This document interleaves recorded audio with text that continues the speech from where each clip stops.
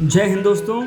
पाकिस्तानियों को छोड़कर सभी का स्वागत है इंडिया वे की YouTube channel India in depth पर। इस वीडियो को देखने के दो नियम हैं। नियम नंबर 1, इस वीडियो को पाकिस्तानी कतई न देखें।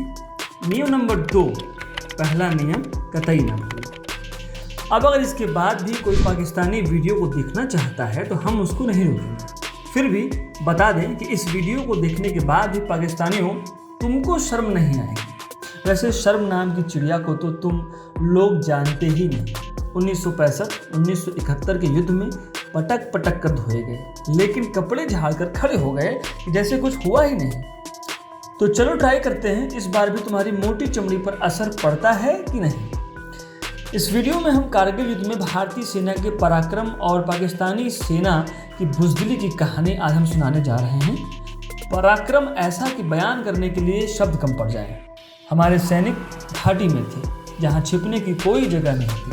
दुश्मन पाकिस्तान के सैनिक पहाड़ की चोटियों से उन पर निशाना लगा रहे थे। कमज़ोर पोजीशन होने के बावजूद हमारे वीर भारतीय सैनिकों ने न सिर्फ डट कर मोर्चा लिया बल्कि पाकिस्तानियों को चुन चुन कर मौत के घाट उतारा।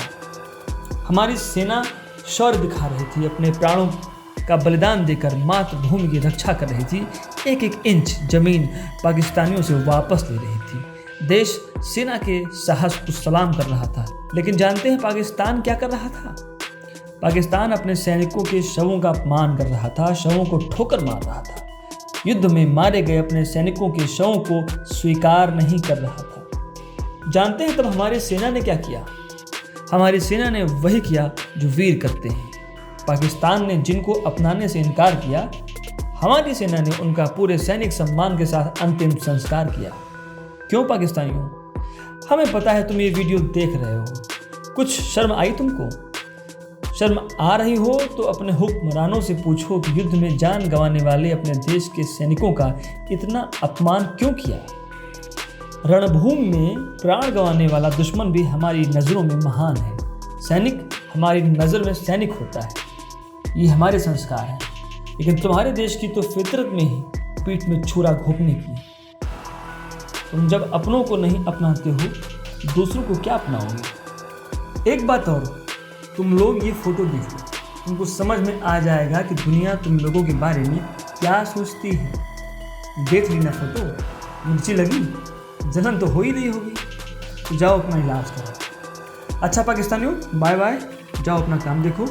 तो भारतवासियों, हम कारगिल युद्ध की कहानी को आगे बढ़ाते हैं। इस ऐतिहासिक जीत को 26 जुलाई को 21 साल हो जाएंगे। 1999 का साल हम लोगों के लिए बहुत बड़ा सबक था। हमें पता चला कि पड़ोस में धोखेबाज हो तो सीमाओं को खाली नहीं छोड़ा जाता, सर्दियों में भी नहीं। जब पूरा एरिया बर्फ़ के नीचे दबा रहता है, तब का दिन था और आज का दिन है। हमारे वीर जवान हर मौसम हर क्षण अपनी मातृभूमि की रक्षा के लिए उस जगह पर डटे रहते हैं जहां सांस लेना भी मुश्किल होता है। गर्मियों में मई 1999 में भारतीय फौज कारगिल रेंज में पहुंची तो पाकिस्तान की दगाबाजी का पता चला। सर्दियों में हमारी सेना पीछे हटी तो चुपके से पाकिस्तान की फौज कारगिल समेत बड़े इलाकों की चोटियों पर बंकर बनाकर काबिज हो गई। जब सेना की पहली पेट्रोलिंग पार्टी एरिया डोमिनेट करने के लिए कारगिल के पास पहुंची तो उनको एक चरवाहे से पता चला कि कुछ लोग पहाड़ों की चोटियों पर हथियारों के साथ काबिज हैं। ये कौन लोग हैं? इसको लेकर भारतीय सेना कंफ्यूज थी। पहले माना गया कि ये आतंकी हो सकते हैं। 3 मई को सेना के हेलीकॉप्टर ने जब एरिया में गश्त की तो समझ में आ गया कि यह आतंकियों का काम नहीं है। चोटियों पर काबिज लोगों के पास mortar, LMG, MMG, rocket launcher समेत कई बड़े हथियार थे। सेना को पता चला कि सामरिक रूप से महत्वपूर्ण चोटियों पर 1000 से ज़्यादा पाकिस्तानी सैनिक तैनात किए गए हैं। इनके पीछे भी पाकिस्तान फौज की कई टुकड़ियां मौजूद थीं जो गोला बारूद के साथ रसद की सप्लाई कर रही थी। दूसरी पेट्रोलिंग पार्टी को दुश्मन की पोजीशन का पता लगाने के लिए भेजा गया। जब भारतीय जवान गश्त पर थे तभी चोटियों से उन पर फायरिंग की गई। इसमें हमारे 5 जवान शहीद हो गए। दुश्मन ऐसी पोजीशन पर थे कि हमारे जवान उनको देख नहीं पाए। इस घटना के बाद भारतीय सेना सतर्क हो गई और सेना के आला अफसरों ने घुसपैठ की जानकारी प्रधानमंत्री अटल बिहारी वाजपेयी को दी। वाजपेयी कुछ ही दिन पहले बस से लाहौर गए थे और दोनों देशों के बीच संबंध सुधारने की काफ़ी कोशिशें की थी। वाजपेयी इतने नाराज हुए कि उन्होंने पाकिस्तान के प्रधानमंत्री नवाज शरीफ को फ़ोन पर डांट लगा दी। उस वक्त पीएम ऑफिस में मौजूद अधिकारी ने बाद में बताया कि जब वाजपेयी ने शरीफ को फ़ोन लगाया तो वहां पर अभिनेता दिलीप कुमार भी मौजूद थे। वाजपेयी ने फ़ोन दिलीप कुमार को थमा दिया। दिलीप कुमार ने नवाज से कहा, क्या मियां साहब, यह आपने क्या किया? अब पाकिस्तान को करारा जवाब देने की बारी इंडियन एयरफोर्स और थल सेना की थी। MiG-27 व MiG-29 और मिराज 2000 को मोर्चे पर लगाया गया। मेजर गाइडेड बमों ने कारगिल की चोटियों पर बमबारी शुरू कर दी। ये दूसरा धमाका हो गया नाज़रीन। पाकिस्तान की सेना के पांव उखड़ने लगे। हमारी सेना ने ऐसी बमबारी की कि धमाकों का शोर थमने के बाद पाकिस्तानियों के कराहने की आवाज़ें हर तरफ सुनाई देती थी। 3 मई वह तारीख थी जिस दिन चरवाही से सेना को सूचना मिली कि पाकिस्तानी सेना ने कारगिल पर कब्जा किया है। 5 मई को पेट्रोलिंग करने गई भारतीय सेना की टुकड़ी पर हमला हुआ और हमारे 5 जवान शहीद हो गए। 10 मई को द्रास, काकसार और मुश्को सेक्टर में पाकिस्तानी घुसपैठ का पता चला। सेना ने ऑपरेशन शुरू कर पाकिस्तानियों को खदेड़ना शुरू कर दिया। 27 मई से आसमान से ही कहर बरपाया जाने लगा। एयरफोर्स ने MiG-27, MiG-29 और मिराज 2000 से पाकिस्तानियों की बैंड बजानी शुरू कर दी। ऊपर और नीचे से जो तोड़ाई शुरू हुई वो पाकिस्तानी आज तक नहीं भूले। जमकर हो रही कुटाई से बेहाल पाकिस्तान ने 1 जून को NH-1A पर पाकिस्तान ने भारी गोलाबारी की, लेकिन उसे मुंहतोड़ जवाब मिला। नहले पर दहला पड़ गया by God. Pakistan denial mode में चला गया। कहा गया कि घुसपैठ हमारे सैनिक नहीं हैं। 5 जून को जवाब भारत सरकार से मिला। मारे गए पाकिस्तानी रेंजर से मिले आई कार्ड, सर्विस बुक को भारतीय सेना ने सार्वजनिक कर दिया। पूरी दुनिया ने मान लिया कि पाकिस्तानी फौज ने घुसपैठ की है, लेकिन पाकिस्तान की नवाज शरीफ सरकार और आर्मी चीफ परवेज मुशर्रफ इसे मानने को तैयार नहीं हुए। घटिया लोग। 6 जून को पाकिस्तान पर भारतीय सेना ने पूरी ताकत से हमला बोल दिया। 9 जून को भारतीय सेना ने महत्वपूर्ण बाल्टिक की 2 चौकियों पर ताबड़तोड़ हमला कर उस पर तिरंगा फहरा दिया। पाकिस्तानी चूहे की तरह पीछे की तरफ भाग गए। कई वहीं ढेर हो गए। भगौड़े अपने लोगों की लाश तक नहीं ले गए, जबकि भारतीय सेना का सिद्धांत है कि जिंदा हो या मुर्दा अपने सैनिकों को पीछे नहीं छोड़कर आएंगे। सेना एयरफोर्स तो अपने काम में लगी ही थी, खुफिया एजेंसियां भी चुप नहीं बैठी थी। पाकिस्तानी संचार तंत्र में घुसकर खुफिया एजेंसियों ने पाकिस्तानी आर्मी के चीफ जनरल परवेज मुशर्रफ और पाकिस्तानी सेना में नंबर 2 अजीज़ खान के बीच फ़ोन पर हुई बातचीत को रिकॉर्ड कर लिया। इसे 11 जून को सार्वजनिक कर दिया गया। घुसपैठ के पीछे पाकिस्तानी फौज के शामिल होने का यह एक और सबूत था। 13 जून को भारतीय सेना ने द्रास सेक्टर में तोलिंग पोस्ट पर पाकिस्तानी सेना को मार गिराया। इस चोटी पर तब तिरंगा फहरा दिया गया। युद्ध चल रहा था तो अमेरिका को अपने दुलरुआ पाकिस्तान की चिंता सताने लगी। 15 जून को अमेरिका के राष्ट्रपति बिल क्लिंटन ने नवाज शरीफ से फ़ोन पर कहा कि वो अपनी सेना को कारगिल सेक्टर से जल्दी हटा ले। इसी में उनकी और उनके देश की भलाई है। ऐसा ना हो कि भारतीय सेना पूरे पाकिस्तान पर ही चढ़ाई कर दे और अमेरिका फिर कुछ न कर पाए। 29 जून को भारतीय सेना के जाबाज सैनिकों ने वीरता का परिचय देते हुए टाइगर हिल के नज़दीक 2 महत्वपूर्ण चौकियों .5060 और .5100 पर कब्जा कर लिया। पाकिस्तानियों की ऐसी कुटाई हुई कि वो भूल नहीं पाए। यह दोनों पॉइंट हथियारों से नहीं बल्कि हौसलों के बूते जीते गए थे।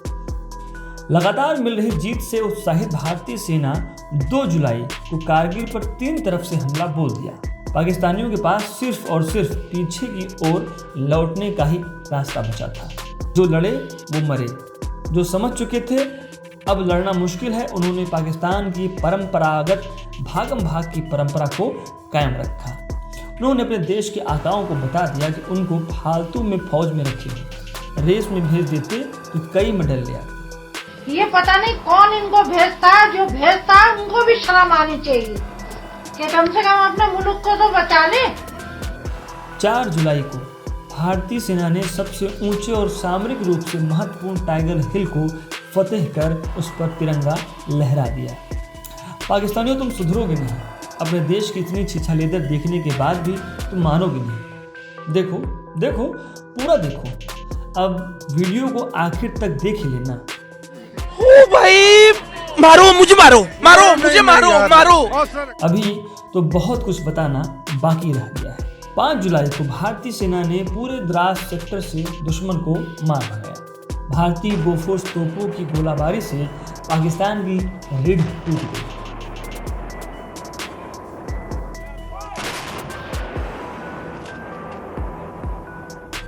बुरी तरह हार होती देख पाकिस्तान के प्रधानमंत्री नवाज शरीफ भागकर अमेरिका पहुंचे और बिल क्लिंटन को बताया कि वह कारगिल से अपनी सेना को हटा रहे हैं, हमें भारत से बचा लो।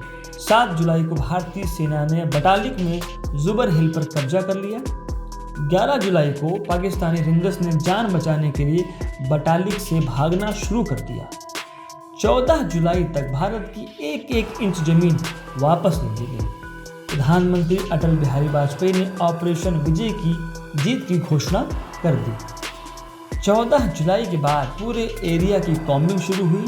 जब इस बात की पुष्टि हो गई कि एक भी घुसपैठिया नहीं बचा है, तो 26 जुलाई को कारगिल युद्ध में जीत के उपलक्ष्य में विजय दिवस मनाने का निर्णय लिया गया। इस युद्ध में करारी हार मिलने के बाद नाकामियां छिपाने के लिए पाकिस्तान में तख्ता पलट कर दिया गया। नवाज शरीफ को गिरफ्तार कर परवेज मुशर्रफ राष्ट्रपति की कुर्सी पर काबिज हो गए।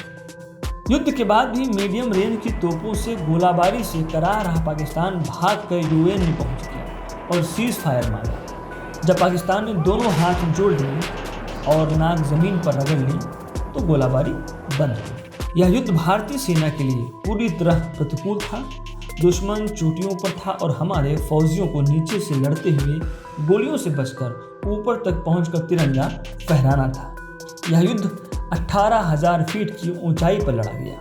इस युद्ध में भारत ने अपने 527 वीर सपूतों को खो दिया।